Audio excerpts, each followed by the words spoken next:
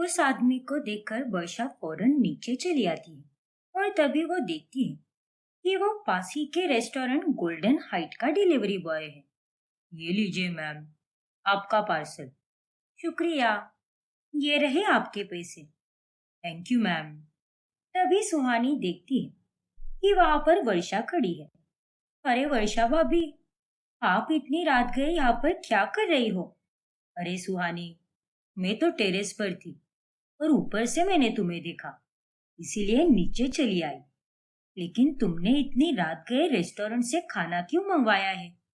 ये कोई टाइम है क्या सुहानी? वो भाभी, आज मैंने ठीक से खाना ही नहीं खाया था, इसीलिए मुझे भूख लग गई और मैंने खाना मंगवा लिया। अनुज भैया ने मेरे इस नए स्मार्टफोन में खाना मंगवाने का ऐप भी डाल दिया था, इसीलिए मुझे मंगवाना आ गया। अच्छा, ऐसी बात है क्या? लेकिन क्या मंगवाया है तुमने? और मंगवाया तो सही, लेकिन पीछे के गेट से क्यों आया वो? अब आगे के गेट में सारे गार्ड इस समय सो रहे होंगे ना, तो खामोखा मेरे काम से उनकी नींद टूट जाती। इसीलिए मैंने इसे पीछे के गेट से बुलाया और मैंने रेस्टोरेंट की स्पेशल थाली मंगवाई है। मुझे तो सादा खाना ही पसंद है ना, आपको तो पता ही है। चलिए, अब मैं चलती हूँ। शुभ रात्रि। इतना कहकर सुहानी वहां से चली जाती है। फिर अगली सुबह वर्षा ये बात स्वाति को बताती है।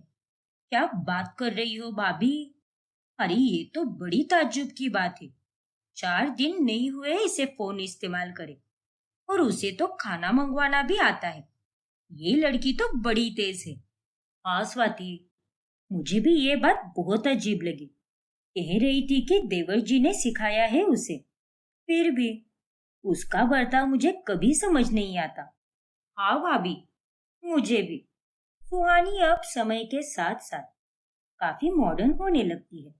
वो फैशनेबल कपड़े पहनती है और दूसरों को देखकर पार्लर भी जाने लगती है। ये देख उसकी दोनों भाभियां आश्चर्यचकित रह जाती है। फिर एक रोज, ए राम जी, मेरे हाथ और पैर दोनों बड़े दर्द कर रहे हैं। अरे स्वाति, जरा मालिश कर देना मेरी। लेकिन माँ जी, मेरे हाथों में तो छाले आ गए हैं। वो मैंने कल सिलबट्टे पर मसाले कूटे थे ना। अब क्या करें? हमारे बंगले में दूसरों के जैसे खाना बनाने के लिए नौकर जो नहीं है, इसीलिए घर की बहू को ही सारा खाना बनाना पड़ता है। ज्यादा चपड़ चपड़ मत कर। हमारे खानदान की यही रीत है।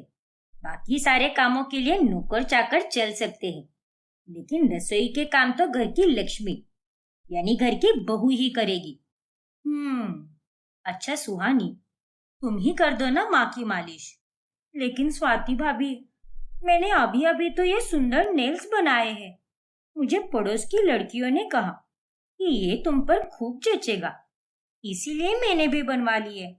और माँ, अगर मैंने आपकी मालिश कर दी तो ये नेल्स टूट जाएंगे।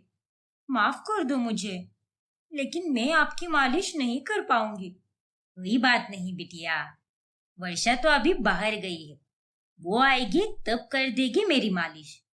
नहीं माँ, जाने दो। कितनी बुरी बेटी हूं मैं।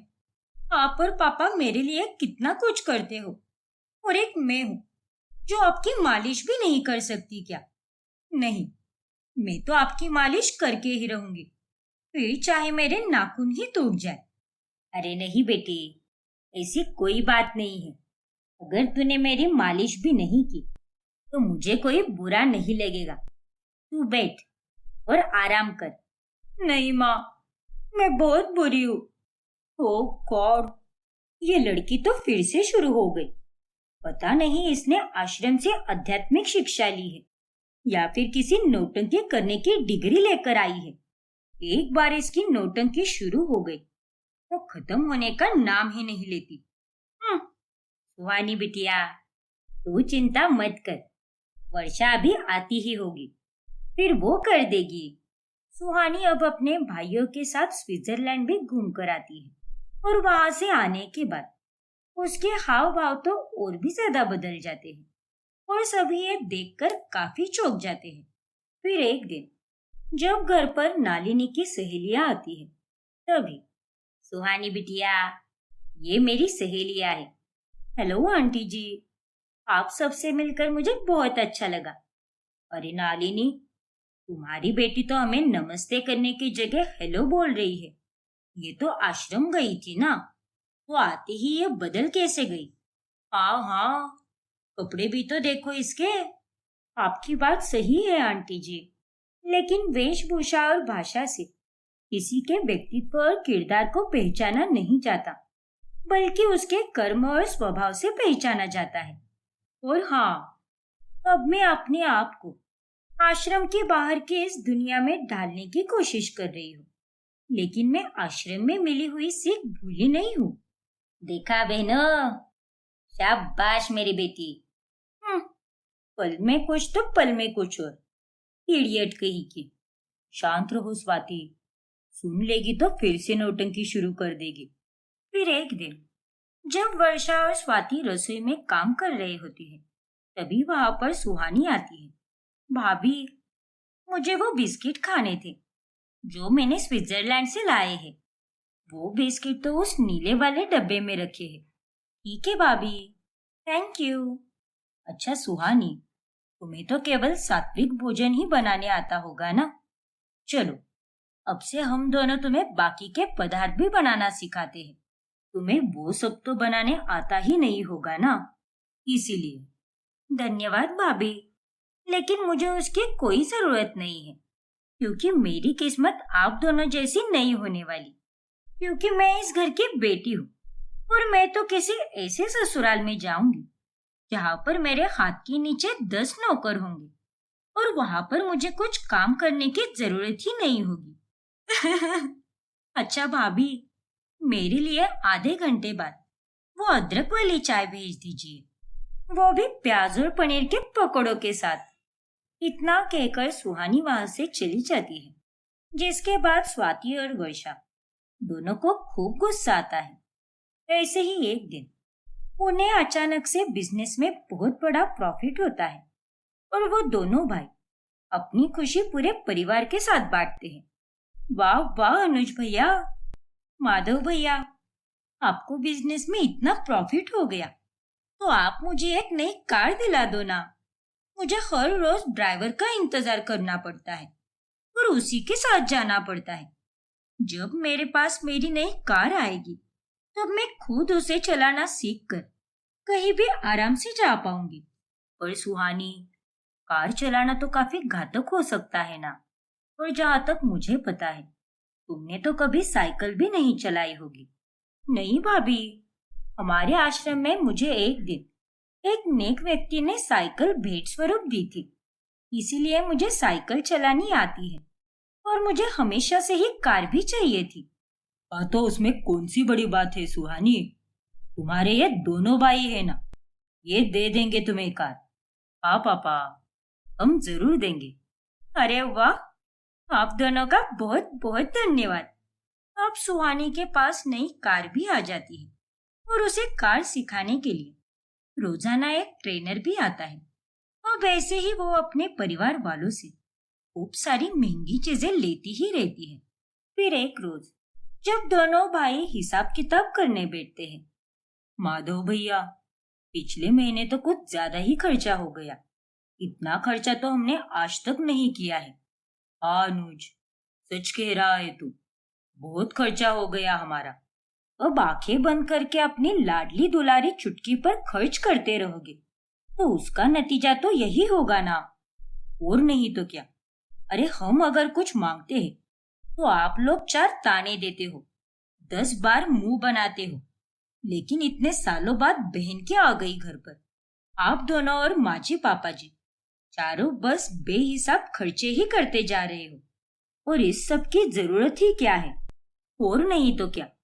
अब बस बहुत हो गया, वो इस घर में पुरानी हो चुकी है। कम कर दो अब उसके लाड़ प्यार। हाँ स्वाति, शायद तुम सही कह रही हो। हाँ अनुज, शायद भावनाओं में बहकर हम लोगों ने कुछ ज्यादा ही खर्चा कर दिया। ये सारी बातें सुहानी सुन लेती है, और वो गुस्से में आग बबूला हो जाती है और रो पड़ती है। भैया, ये दोनों भाभियां मेरे बारे में क्या सोचती है, ये मैं पहले से जानती थी। लेकिन आप दोनों के मन में भी मेरे लिए इतना मेल है, ये मैंने कभी नहीं सोचा था। आप दोनों ने मेरे साथ बहुत बुरा किया है। अरे चुटकी, ऐसा कुछ भी नहीं है। हाँ चुटकी, प्लीज रो मत और एक बार हमारी बात सुन। नहीं भैया, अब मुझे आपकी कोई बात नहीं सुननी। लो, हो गई इसकी नौटंकी शुरू। फिर सुहानी रोते रोते नालिनी और विजय के पास जाकर सब कुछ बताती है। अनुज, माधव, तुम दोनों ऐसा सोच भी कैसे सकते हो? अरे हमारे पास पैसों की कमी है क्या? हमारे घर की बेटी इतने सालों बाद वापस आई है और तुम दोनों एक एक पैसे का हिसाब कर रहे हो।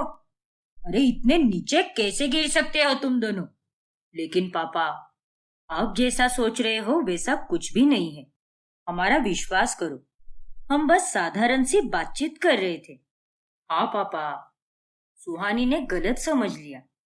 नहीं पापा, स्वाति भाभी और वर्षा भाभी, ये दोनों इन दोनों को भड़का रही थी और मेरी बुराइयां कर रही थी। स्वाति, वर्षा, तुम दोनों की हिम्मत कैसे हुई ये सब करने की? माँ जी, माफ कीजिए, लेकिन ये बात सच है कि सुहानी के आने के बाद खर्चे कुछ ज्यादा ही बढ़ रहे हैं और अगर ऐसे ही चलता रहा तो कैसे चलेगा माँ जी? हाँ माँ जी, पापा जी, नया नया तो सब ठीक था, लेकिन अभी तो इसे आकर लगभग 3 महीने हो चुके हैं और ऐसे में इसे भी समझना चाहिए कि घर में हमें कितना खर्चा करना चाहिए और कितना नहीं। अरे हम दोनों तो इस घर की बहुएं हैं और आपने तो हमें अच्छी तरह से समझाया है कि हमें घर पर कितना खर्चा करना चाहिए, लेकिन ये तो इस घर की बेटी है और आप लोगों का भी इसके प्रति कुछ फर्ज बनता है। उल्टा इसे तो हमसे कुछ ज्यादा ही समझदार होना चाहिए, क्योंकि ये तो आश्रम में पली बड़ी है, लेकिन इसमें समझदारी नाम की कोई चीज ही नहीं है। देखा ना माँ, देखा आप दोनों ने, इन दोनों के मन में मेरे लिए कितनी कड़वाहट भरी है। वैशा स्वाति, बिजनेस को चलाने वाले मालिक विजय जी हैं और अगर उन्हें अपनी बेटी पर खर्चा करने के लिए कोई ऐतराज नहीं है तो तुम दोनों के पेट में क्यों दर्द हो रहा है? छी, तुम चारों मेरी बेटी के साथ इस तरह से पेश आओगे, ये मैंने कभी सोचा नहीं था। तुम दोनों ने इसके साथ बहुत गलत किया है। सुहानी, बेटा मैं तुमसे माफी मांगता हूँ, हमें माफ कर दे। आइंदा से कोई तुझे कुछ नहीं बोलेगा। हाँ सुहानी बिटिया, और तू बुरा मत मान। चल, अब रोना बंद कर दे। नहीं माँ पापा, ये मेरी जगह नहीं है। शायद मेरी जगह तो उस आश्रम में ही है। अब मैं यहाँ पर और नहीं रुकने वाली। मेरे यहाँ रहने से दूसरों को बहुत तकलीफ हो रही है। अब बहुत हुआ माँ, अब मैं यहाँ से जा रही हूँ। क्या? अरे सुहानी बिटिया, ऐसा कुछ नहीं है, हमारी बात तो सुनो। सुहानी, चुटकी, चुटकी रुक जाओ, हमारी बात तो सुन लो प्लीज चुटकी। फिर सुहानी रोते हुए अपने कमरे में चली जाती है और अपना सामान पालने लगती है। देखा ना, ये सब तुम दोनों के कारण ही हुआ है। अब जाओ, जाकर उससे माफी मांगो, वरना मैं तुम दोनों को इस घर से बाहर निकाल दूंगी। क्या? भला हम क्यों माफी मांगे उससे? हाँ माँ जी, हमारी तो कोई गलती भी नहीं है। अरे आप लोगों को सुहानी की हरकतें और उसकी नौटंकी समझ में नहीं आती क्या? माफ कीजिए, लेकिन अगर आप दोनों बहुओं को घर से बाहर निकालना चाहती हो तो निकालिए, लेकिन हम दोनों अपना आत्मसम्मान खोकर आपकी उस नौटंकी करने वाली बेटी से हरगिज माफी नहीं मांगेंगे। क्या? अरे इतनी ढीठ कैसे हो सकती हो तुम दोनों? सुहानी, सुहानी रुक जा बेटा, मत जा लाडो, अपनी माँ की बात सुन बेटा। जाने दीजिए मुझे, मत रोकिए। अगर मैं इस घर की बेटी होती तो मेरे साथ कोई इस तरह से बर्ताव कभी नहीं करता। मेरे दिल पर बहुत ठेस पहुंची है माँ पापा, अब मुझे मत रोकिए, मेरा यहाँ से जाना ही ठीक रहेगा। नहीं बच्ची, रुक जा, सभी लोग सुहानी को बहुत रोकते हैं, लेकिन वो किसी की एक नहीं सुनती और घर के बाहर चली जाती है। अब कहानी में आगे क्या होगा जानने के लिए हमारा अगला एपिसोड देखना ना भूलें। और अगर आपने हमारे चैनल को सब्सक्राइब नहीं किया है तो अभी सब्सक्राइब कीजिए और बेल आइकॉन दबाना ना भूलें। सुधा की 3 बहुएं होती हैं, मालिनी, श्रुति और प्रिया। तीनों भी टीवी की बड़ी ही शौकीन होती है। ये रिमोट मुझे दे दो श्रुति, मैं तुम दोनों की जेठानी हूँ, इसीलिए पहले मैं अपना टीवी सीरियल देखूंगी, कंगन कंगना के। नहीं नहीं मालिनी भाभी, आप नहीं देखोगी, मुझे वो बिल्कुल भी नहीं पसंद।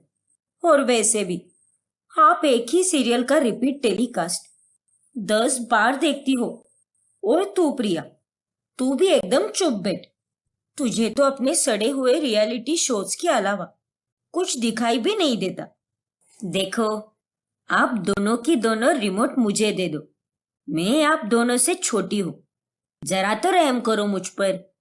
बेशरम तो ये मालिनी भाभी है प्रिया, अरे दे दो ना रिमोट। नहीं, मैं नहीं दूंगी। प्रिया और श्रुति मालिनी से रिमोट छीनने लगती है और उसी छीना झपटी में रिमोट टूट जाता है। देखा, तुम दोनों के कारण ही रिमोट टूट गया। तुम दोनों कितनी नालायक हो। मालिनी भाभी, आपकी ही हरकत के कारण हुआ है ये। अरे आप तो एक चुड़ैल हो, चुड़ैल। क्या कहा? सही तो कह रही है श्रुति भाभी। मालिनी भाभी, आप तो सच में एक चुड़ैल हो। अरे चुड़ैल होगी तुम दोनों, चुड़ैल ही नहीं, डायन, पिशाचनी, कलमुही, करमजली नागिन, सब सब सब कुछ हो तुम दोनों। क्या कहा? तीनों में भयंकर युद्ध शुरू हो जाता है। तभी वहां पर सुधा आती है और वो तीनों के गाल पर थप्पड़ लगाकर उनके गाल सुजा देती है। अरे नास पीटियो, एक टीवी के लिए तुम तीनों एक दूसरे की जान भी ले सकती हो। इतनी पागल तो तुम सच में हो इस डब्बे के लिए, बेवकूफ कही की। माँ जी, ये मेरी दोनों जेठानियां ही बुरी है, मैं तो बहुत ही बेचारी हूँ, क्योंकि मैं तो बस सैटरडे और संडे को ही रियलिटी शोज देखती हूँ। और रोज टीवी पर जो नई नई पिक्चरें लगती है वो क्या तुम्हारी अम्मा कर देखती है क्या? और नहीं तो क्या, एक चमाटा दूंगी ना तो सारी होशियारी उतर जाएगी। छोटी देवरानी हो तो अपनी हद में रहो। श्रुति भाभी, मालिनी भाभी, आप दोनों ही अपने हद में रहो, मुझे मत सिखाओ, समझी आप? अरे बस, अब भी थोड़ी देर पहले तुम्हारे गाल सुझाए हैं मैंने, और अगर वापस से लड़ाई शुरू कर दी तो तुम तीनों को तंदूरी चिकन की तरह आग की भट्टी में डाल दूंगी। इन पागल खाने से छूटी बहुओं के कारण मेरा घर तो किसी जंग का मैदान लग रहा है। लेकिन सुधा की तीनों बहुएं बड़ी ही धीट होती है। वो तीनों रोजाना एक ही टीवी के लिए लड़ना जारी रखती है। प्रिया, मालिनी भाभी, आप अपने अपने सीरियल का रिपीट टेलीकास्ट कल देख लो, क्योंकि आज मेरे फेवरेट सीरियल बाबुल का सपना का महा एपिसोड है। इसीलिए प्लीज आप दोनों बस एक दिन के लिए एडजस्ट कर लो। नहीं नहीं, मैं अपना सीरियल तो आज ही देखूंगी।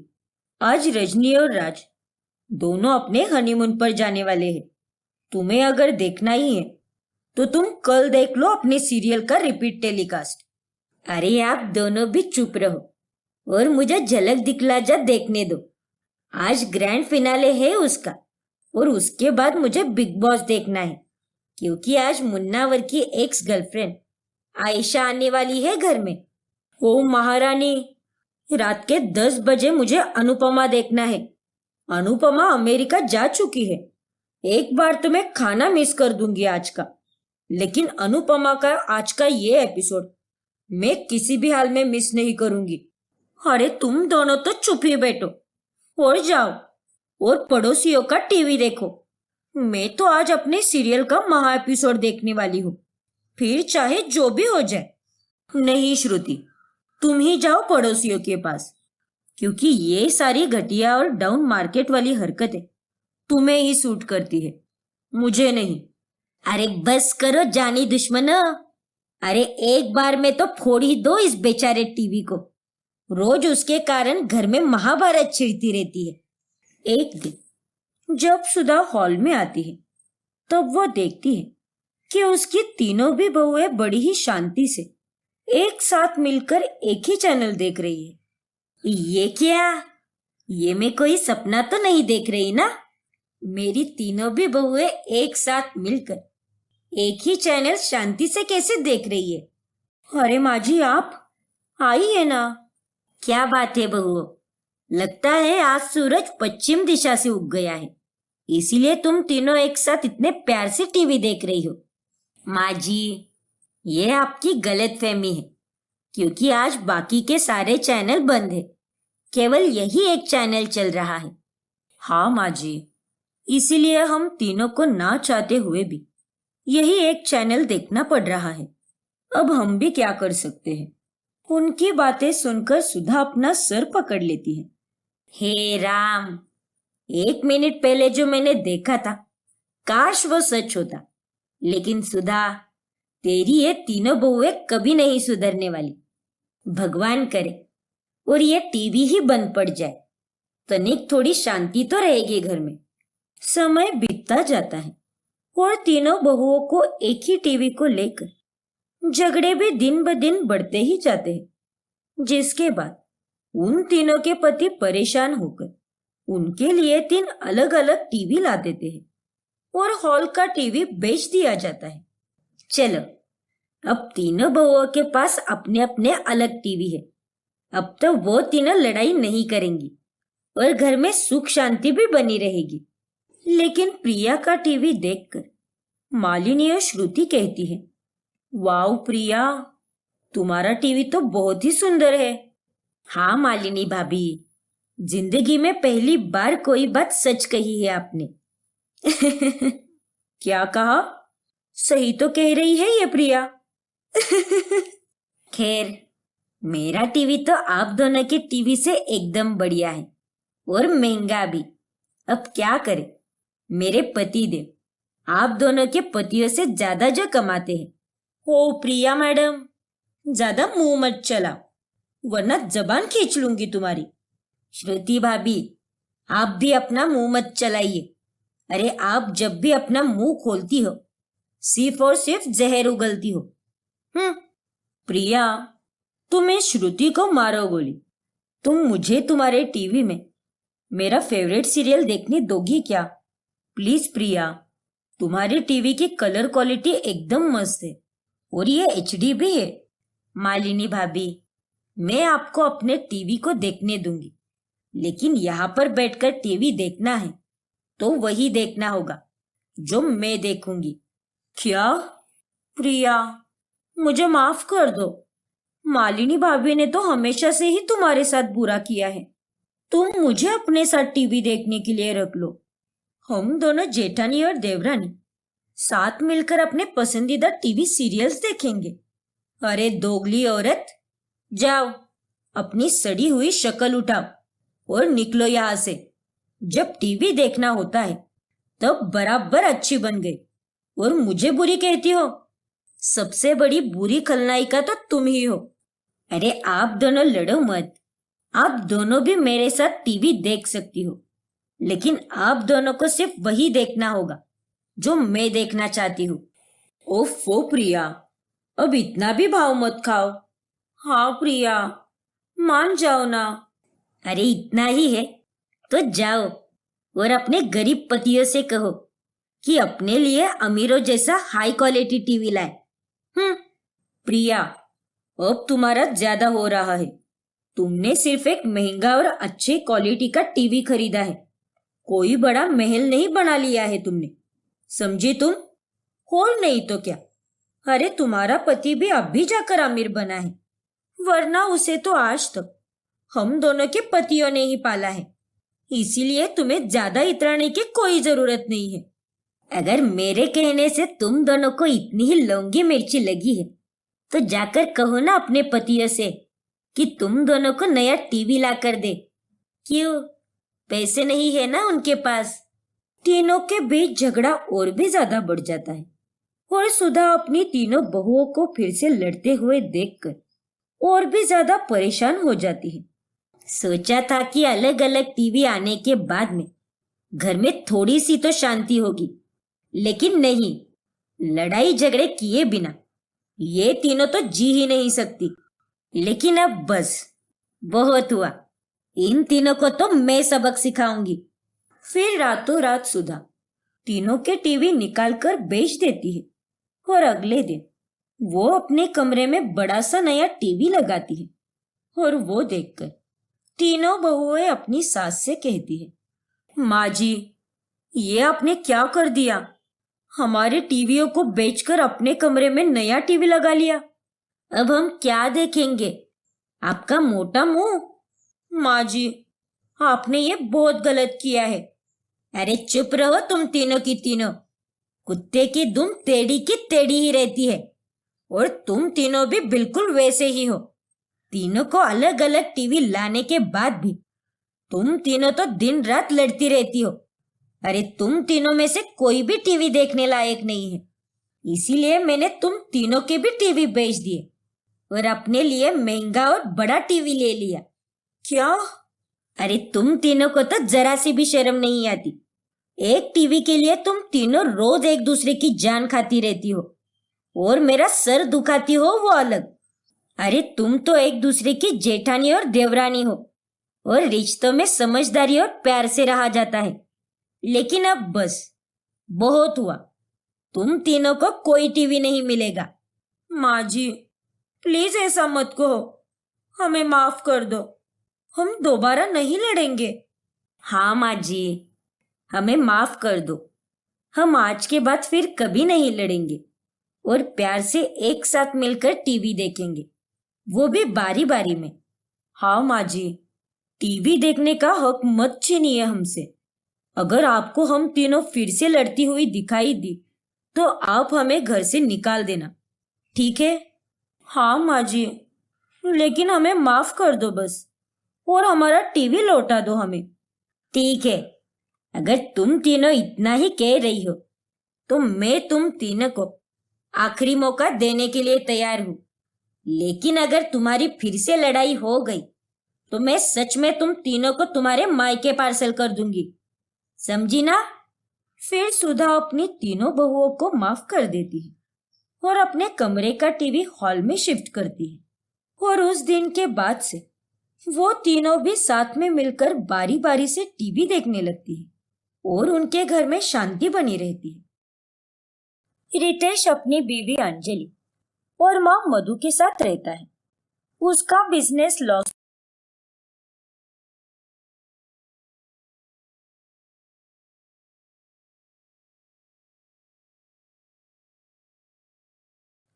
रितेश अपनी बीवी अंजलि और माँ मधु के साथ रहता है। उसका बिजनेस लॉस में जाने के कारण उसे काफी नुकसान होता है। माँ, अंजलि, मुझे बिजनेस में बहुत नुकसान हो चुका है और उसकी भरपाई के लिए मुझे सब कुछ बेचना पड़ेगा, यहाँ तक कि हमारा ये घर भी। क्या? अरे ये तू क्या कह रहा है मुन्ना? हाँ माँ, हमारे पास केवल एक हफ्ते तक का ही समय है, उसके बाद हमें ये घर खाली करना पड़ेगा। क्या? लेकिन हम कहाँ जाएंगे रितेश? मैं तो अनाथ हूँ, मेरा तो कोई मायका भी नहीं है, वरना हम सब वहीं पर चले जाते। अरे मुन्ना, वो तेरा दोस्त है ना उदित, उससे पूछ कर देख, कुछ दिनों के लिए उसके घर जा सकते हैं हम। हाँ माँ, मेरी उससे बात चल रही है। फिर रितेश अपने दोस्त उदित से पूछता है, लेकिन उदित कोई वजह देकर उसे मना कर देता है, जिसके बाद मधु अपनी छोटी बेटी सोनी को फोन लगाती है। चुटकी, समय बड़ा ही कठिन है। अरे हमारा रहने का भी ठिकाना नहीं रहा और हमारे पास केवल एक हफ्ते की ही मोहलत है। सब कुछ खत्म हो चुका है बेटा। अरे माँ, आप इतनी चिंता क्यों करती हो? मेरा घर है ना, आप मेरे घर पर आ जाइए। ठीक है बिटिया रानी, धन्यवाद। फिर मधु खुश होकर ये बात रितेश और अंजलि को बताती है। माँ, आपने चुटकी को क्यों पूछा? माना कि उसके सास ससुर 6 महीने के लिए गांव गए हैं, लेकिन उसके ससुराल जाकर रहना, ये मुझे कुछ सही नहीं लग रहा। रितेश, ये सब सोचने का अब वक्त नहीं है। हमारे पास चुटकी के पास जाकर रहने के अलावा और कोई रास्ता नहीं है। हाँ मुन्ना, अंजलि बहुत सही कह रही है। ठीक है माँ। फिर वो तीनों एक हफ्ते के बाद सोनी के घर पर चले जाते हैं। लेकिन जब सोनी उन तीनों को अपने दरवाजे पर उनके सामान के साथ देखती है, तब वो टेंशन में आ जाती है। हे भगवान, राहुल, अरे ये लोग तो सच में ही आ गए। मुझे तो लगा था कि एवे ही बोल रहे हैं। अब इन सबको कैसे संभालेंगे हम? तुम्हारी सैलरी में सब कुछ मैनेज होगा ना? ओफो सोनी, तुम चिंता मत करो। ये लोग यहाँ पर आए तो तुम इतना टेंशन क्यों ले रही हो? अरे मैं हूं ना। और वैसे भी मेरी कोई छोटी मोटी जॉब थोड़ी ना है। इतनी बड़ी पोस्ट पर नौकरी करता हूं मैं, सब कुछ मैनेज कर सकता हूँ। लेकिन फिर भी राहुल। अरे सोनी, तुम इतना टेंशन क्यों लेती हो? इनके आने से हमारे सुने घर में खुशहाली छा जाएगी और तुम भी इनके साथ वक्त गुजार पाओगी। या फिर ऐसे मानकर चलो कि तुम अपने मायके आई हो। भैया भाभी और माँ के आने के बाद सोनी का बर्ताव बदल सा जाता है। वो उनके साथ अच्छे से पेश नहीं आती। एक दिन वो अपनी भाभी से काम कराने के लिए उनसे झूठ बोल देती है। भाभी, मेरी नौकरानी छुट्टी पर गई है और साथ ही मुझे डॉक्टर ने ज्यादा काम करने से मना कर दिया है और सर्फ की भी एलर्जी है मुझे पहले से ही। आपको तो ये बात पता है ना? और अब मुझे समझ में नहीं आ रहा कि इतना सारा काम मैं अकेले कैसे करूंगी। अरे चुटकी, परेशान क्यों हो रही हो? मैं हूं ना, मैं कर देती हूँ सारे काम। थोड़ा सा ही तो काम होता है, झट से फट कर दूंगी मैं। लेकिन भाभी, बेवजह आपको तकलीफ होगी। अरे सोनी, इसमें तकलीफ किस बात की? और तुम ये कैसी बातें कर रही हो? फिर अंजलि घर के सारे काम करती है, जिसमें मधु भी उसका हाथ बटाती है। रितेश भी अपने लिए जॉब ढूंढने की पूरी कोशिश करता है। फिर एक दिन, ये लो राहुल, तुम्हारा टिफिन, और आज घर जल्दी आ जाना। हाँ सोनी, और वो ड्राइवर के बारे में भी पता लगाना। तुम उस दिन कह रही थी ना, तुम्हारे वो किसी सहेली के ड्राइवर के बारे में। अरे, ड्राइवर को ढूंढने की क्या जरूरत है जब मेरे भैया यहाँ है? भैया, आपको वैसे भी काम की जरूरत है तो आप राहुल के ड्राइवर बन जाओ। क्यों राहुल, सही कहा ना मैंने? क्या? सोनी की बात सुनकर सभी दंग रह जाते हैं। सोनी, ये तुम क्या बोल रही हो? तुम्हारा दिमाग तो ठिकाने पर है ना? हाँ राहुल। राहुल, उसमें कोई बात नहीं, मैं ये काम कर सकता हूँ और इस वक्त मुझे पैसों की भी जरूरत है। नहीं रितेश भैया, आपको अगर पैसे चाहिए तो मैं आपको दूंगा, लेकिन आप मेरे लिए काम नहीं करोगे। ये मुझे सही नहीं लग रहा।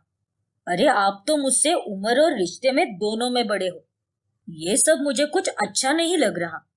कोई काम छोटा या बड़ा नहीं होता राहुल।